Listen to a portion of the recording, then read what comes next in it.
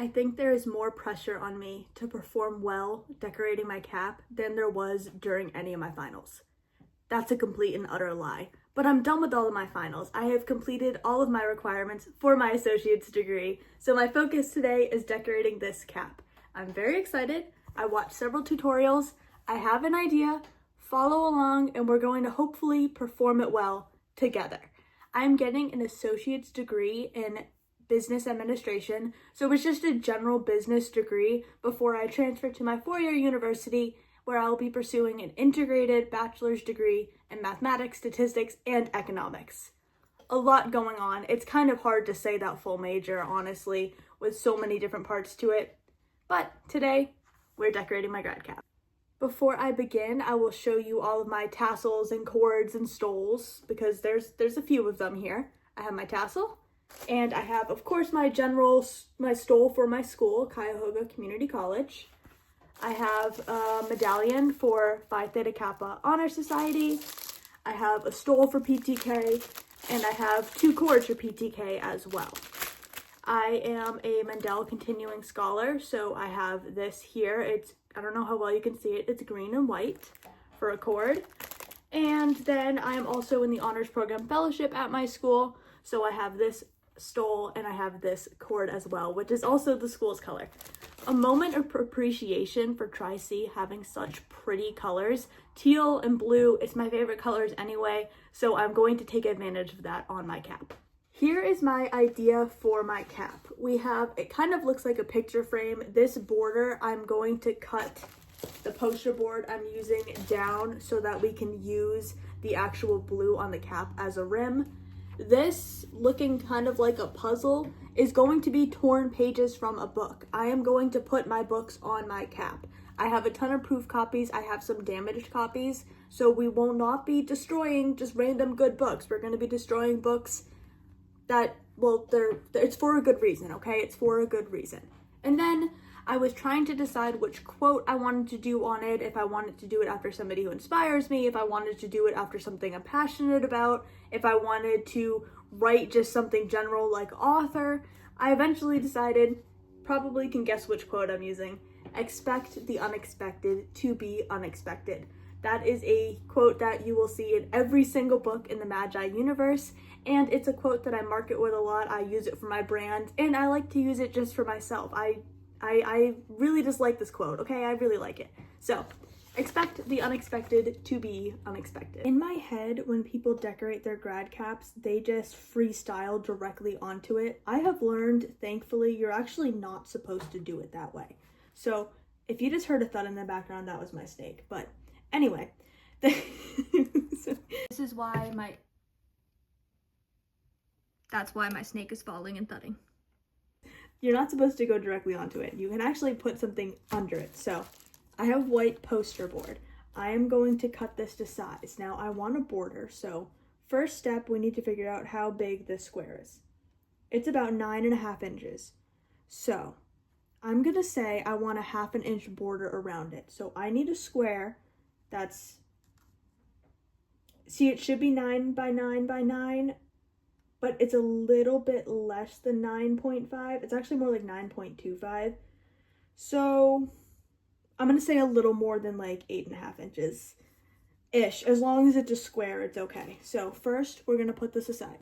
The first step is going to simply be to cut out my workspace. So I'm going to use these 2 sides, make my job easier, and measure, I'm gonna say 8.5 plus 2 millimeters, 2 little lines on here. So let me measure it out and then we'll jump. Even before I made the first cut, we ran into several instances of technical difficulties, had to switch out to a second piece of paper. Here we are. I kind of roughly outlined the hat first.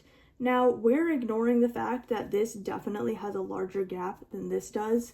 I don't know why that is, because it looks square enough to me. So next I'm going to sketch this out, and then we're going to officially judge if it actually looks like a square. Now this is going to be the underside, so it's kind of already dirty. I don't know what that's from. And then when the lines, it's fine. Nobody's gonna see this anyway. We have good news. Everywhere I put my ruler, it has the same number attached to it. So Typically, when that happens, you have yourself a square. Time to cut it out. So, according to my initial calculations, I should have a 1/2 inch border on each edge. Unfortunately, something went terribly wrong. Terribly wrong. Now, I don't know what went wrong. I do know what went wrong. Hold on. Okay, you know what? I do know exactly what went wrong because I traced it loosely and not exactly, so I had a bigger line. That would be why this had so much room. This is, yeah, I know exactly what went wrong. So we're going to, I guess, shave off some of this and see what happens. What do we think? There's more of a border now, and I think it's cut pretty straight and even. I actually can't really tell which side I cut, so actually no, I can. I cut this way, right? Let's see. Yep, I was right. But you can hardly tell, okay? You can hardly tell.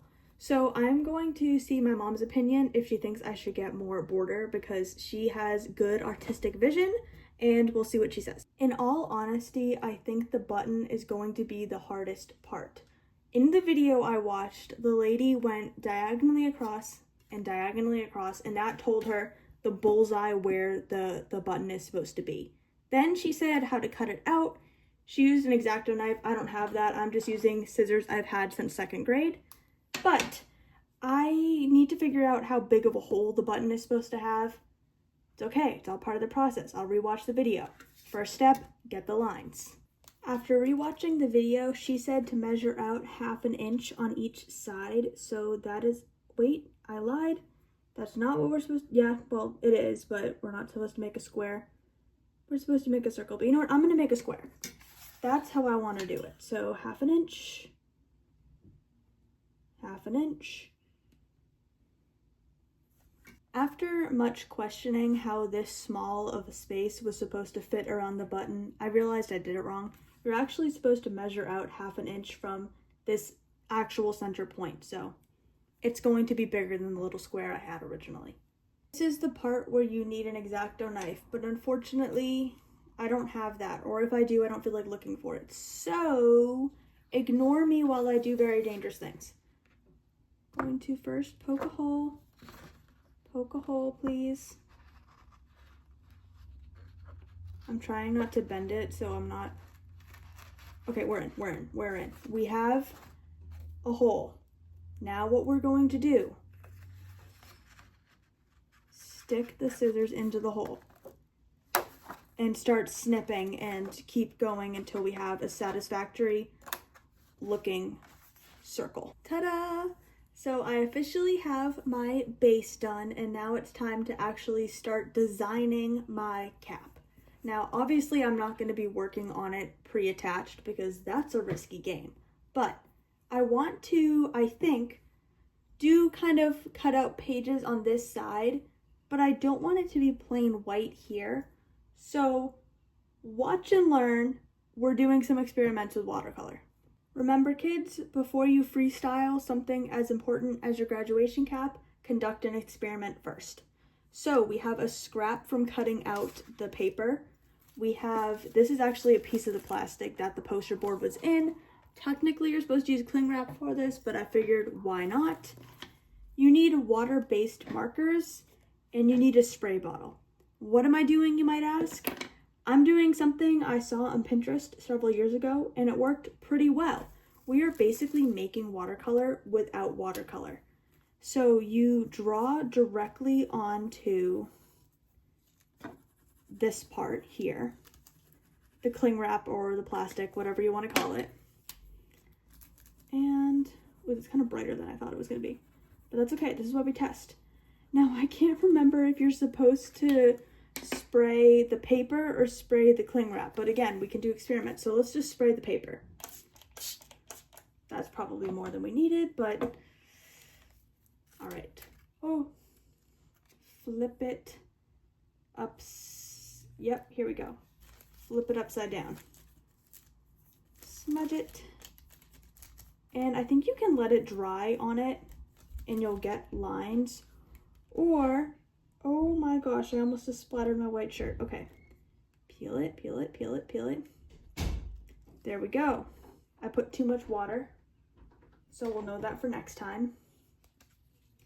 But this is what it looks like. And I need paper towels because this is too wet and I don't want to stain everything. And also I kind of need to see how this dries so that my cap doesn't get all wrinkly. But what do you think? Pretty cool, huh? Here it is dried and it really didn't warp that much, so I'm very pleased. I did a second spot with less water. Very happy with it. I'm committing. This is what I'm going to be doing. Now, I was originally going to do a half and half. So this half, I cannot remember if I told you earlier, to be honest. I'm going to put pages from a book on here. This half, we're going to do the die, but actually, I think I'm going to go diagonally. I think I will like that look better. So that is what I'm going to do. As you can probably tell by the lighting, it's a little later. It's about 9 o'clock. So I'm going to get this kind of dyed, get it set up, and then let it dry fully overnight, and tomorrow we will get going on the other side. Now remember, I really can't mess this up. I absolutely can't, but I really can't because I have more paper. I can cover it up. There are things that I can do. So I am going to just do my best. This is going to be my first strip. I think if anything, I was going to say more green. I'm going to do about even because we're going to smudge it around a little bit, see how it looks. Are we ready? I have my water bottle. Actually, there's a rose on here. And I'm scared. I'm going to just squirt kind of from a distance. That was way too much water. Hold on. I really pounded it. Okay, hold on. Take that off. I regret my decisions. Okay. That's how you warp it because you get it super wet. But you know what? We can put it under books. Okay. Let's, we're gonna do the bottom while we let that dry. Oopsies. Okay. Okay. Now there's hairs on it. Okay. A little squirt. A little squirt. That was kind of a lot still. I can't see the water. We're going for it. We're committing. Okay. Yes. Okay. Smudge it a little bit. And you know what? If this doesn't look perfect, that is fine. I can also decide to put the papers on this side if needed. Or spray again. Okay.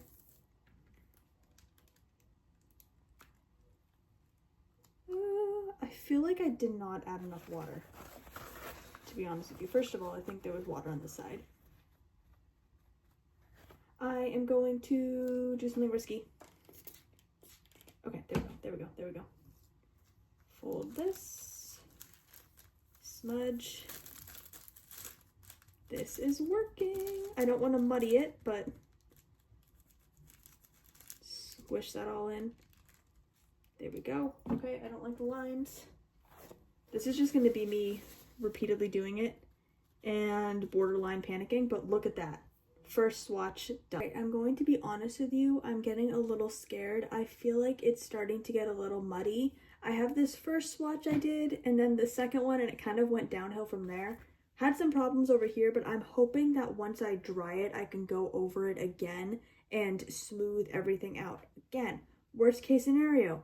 I did stencil this one out so I can make another one. I can put the pages over here instead. I could even do pages over the whole thing.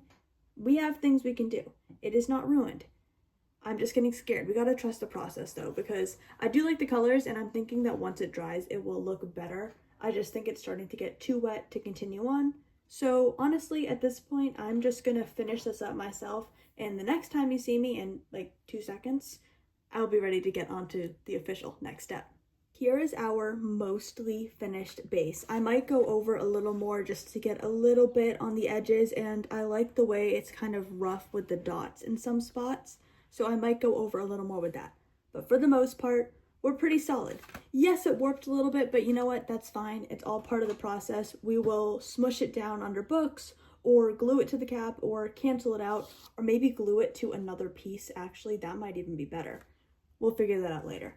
For now, it's time for the pages. Now the pages are gonna roughly go in half. I went a little over so that I had no white space awkwardly in between. And I'm emotionally attached to these books, so I'm going to give you a rundown on what books I picked. Now, The Empty Manger is very, very special to me, but it is formatted for middle grade audience, so it's not as pretty as some of my other books, so I might not end up using it, but I do have it here just in case. This is what it looked like when I sent it to my beta readers, because I sent them physical copies so that kids could read it. Oh, almost dropped my camera. I have a copy of Unbound. It has a couple dents on the spine, which is why I chose this one. I'm thinking about saving the cover to remove and hang up later. So my poor baby Evander, I'm so sorry. I'm about to tear you to shreds. I have The Kidnapped Queen. This is the editing copy of The Kidnapped Queen. I chose this because I really like the formatting, but I only have one proof copy with the cover, so I didn't want to tear that up. And then I found this random copy of the Magi mixed in with my proof copies. I don't know why. It must have gotten overlooked and misplaced in inventory. So basically, I just gained a free copy of my book, and now it's going to be chopped up. So let's figure out how we're going to do that. I don't really have any specific scenes I want to make sure I include on the cap because I more so want to include my books on it. I don't have any specific message I'm displaying with it. It's more of a personal one. So with that thought in mind, I think we should take out the first page of the Magi. So here goes nothing. Do I just rip it all the way down? I'm actually scared. Okay. We got a page. First page of the Magi. That was not as terrifying as I thought it was going to be. And you know what? It's fine. I'm going to keep these afterwards to do more crafts with. So I have one page. Now how I overlap them, I'm not sure yet, and I'm probably going to tear this into a smaller piece. But let's keep going. Do I want something? For Unbound, it might be cool to include my favorite quote from it. It's a matter of where that quote is located. Here he is talking about snow. Here he is talking about his nickname with his siblings. Okay, here we are. I'm having not a panic attack, but almost a panic attack. Okay, my favorite quote in Unbound is by Mr. Winslow, and he tells Evander, "Your value doesn't change when your abilities do." So let's rip out chapter 41, shall we? How do I get a good angle? I don't want to tear it. I'd be so sad if I tore it. Okay.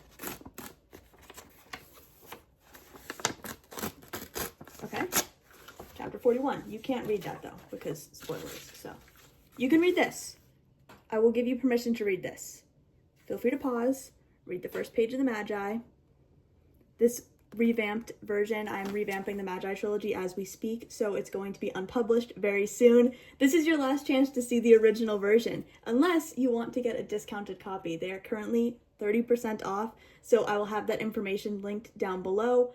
At the point this video goes out, you will have 1 week left to get the original covers that look like this, and the original first edition, because the second edition will have new scenes, new bonus content, new formatting, new covers, and some scenes will be deleted. This is still there, actually, but the second page has some new info and new lines with the Crawford brothers. Now that my pitch is done, let's finish gathering pages. Here is a tour of what I have decided to include. We have the first page of the Magi. We have my favorite quote from Unbound, "Your value doesn't change when your abilities do." We have the note that Rose found when her family was kidnapped for the vibes. We have a scene from Unbound with Evander and his 2 younger sisters, Bexley actually, and Cressida, and his best friend Thomas Cornstone. You might recognize the name. And in the back of Beldestein, I have a final note that actually revealed that I was doing a second trilogy and the Unbound trilogy before I publicly announced it. So I put so much time and effort into this. I was so hyped. My favorite detail of Beldestein, I had to include it. And then the dedication to my debut novel, I dedicated it to my mom and brother, so I wanted to include that as well, and I kind of tore it into a little heart. Here is my layout idea. I have at this top corner the dedication. I have the first page kind of torn in half here. I have, what even is this? Oh, this is part of that note I told you was really special to me.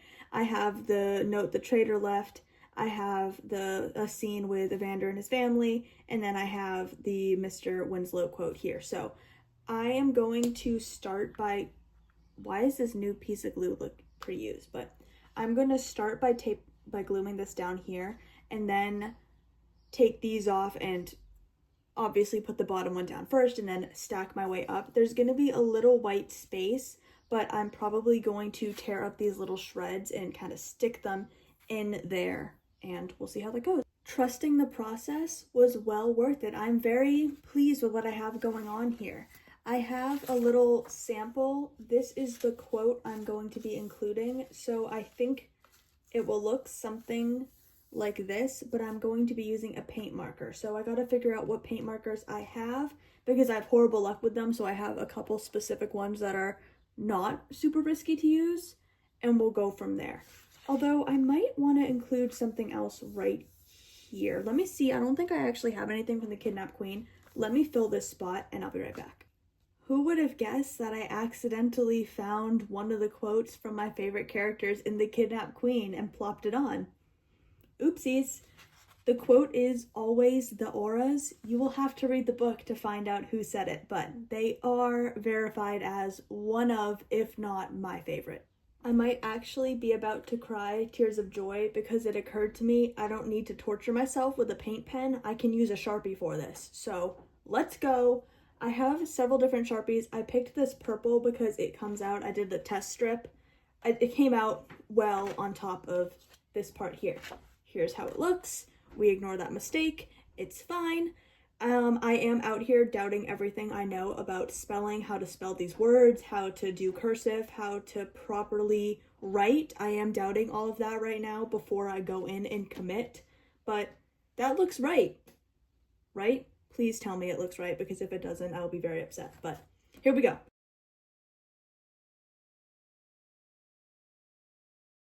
That was terrifying, and I am sure I could pick it apart, but we're not going to do that. We committed. I think it looks good. Is everything spelt right? The unexpected to be unexpected. It looks good, and you know what? If it's not spelt right, it's fine, because that is the unexpected. You would expect me to spell everything correctly on my grad cap, but I didn't, and that's unexpected. So it's okay. It really fits the vibes, and if it's spelt correctly, which I think it is, even better. Now, is anything missing is the question. Since Unbound released nearly a year ago, I have been a big fan of ribbon, particularly purple ribbon. If you've read Unbound, you know exactly why. If you haven't read it, this is your sign. So, naturally, I need some ribbon on my cap. And I've been going back and forth if I want to try to fold it into flowers or if I want to do some sort of bows on it. What I have settled on, per the suggestion of McKenna Rowell, my amazing co-author of Theater and Memories, I'm going to put a border on. So my thought is to tape it on the bottom side, have it flat on either side, purple, purple, green, green, and then from there, you can kind of see my cap is over there. There's a second piece of paper. I'm going to attach this one to it to help flatten it, and then keep it crushed under a bunch of different things to hopefully press it like a flower. Hypothetically, if this lay flat, we see the vision. So this is where we really need to start trusting the process, and I need to start getting smart. I know I should have a glue gun for this. We have one somewhere in the house, but I have no idea where it is. So we're using Elmer's glue sticks, and we're gonna try to figure out how to get this flat. Should I attempt to glue it straight onto the other one and see what happens? We're being very careful, and this is just Scotch tape, so I can remove it without damage. Trust the process, people. We're gonna figure this out. Maybe. When it came to gluing these two pieces together, I really had a couple minutes of glory. And then, right about here is where I started questioning a lot of what led me to this point. Really started looking back, wondering why I'm doing this. Why did I spend 2 years leading up to this point? No, I'm kidding. This is just going disastrously wrong, so we're gonna have to make a new plan. Trusting the process has gone disastrously wrong. So here's what we're going to do. We're gonna remove the ribbon. Gonna just peel that off. The tape under it, the tape can stay, it can live there now. There's a glue on this, but you know, the whole point of Elmer's glue, it goes on, says it goes on purple, it dries clear, so we should be okay. We should be just fine. and I am not going to risk tearing it, so I might have to cut out on the bottom. Just extra support in the middle. It's fine. This is all perfectly fine, you know. Nothing is ruined. This is why we have an underside. Now, I still would like to find a way to get the ribbon on. And the issue is if I find that, now it's stuck to me. If I find the hot glue gun, I don't want to see the globs of goo. But maybe if I glue it on carefully with this, instead of put it over the sides first, we might be onto something. So what do you think? I'm happy with it at least, and it's finished just in time because I'm doing a grad photo shoot tomorrow. Pictures and videos of that will be on my Instagram. But for now, I'm going to thank you for watching and joining me on my journey, my high pressure journey of decorating my grad cap. Thank you for watching, whatever time it is, morning, evening, or night. Have a great day. How does it look? I have to, oh.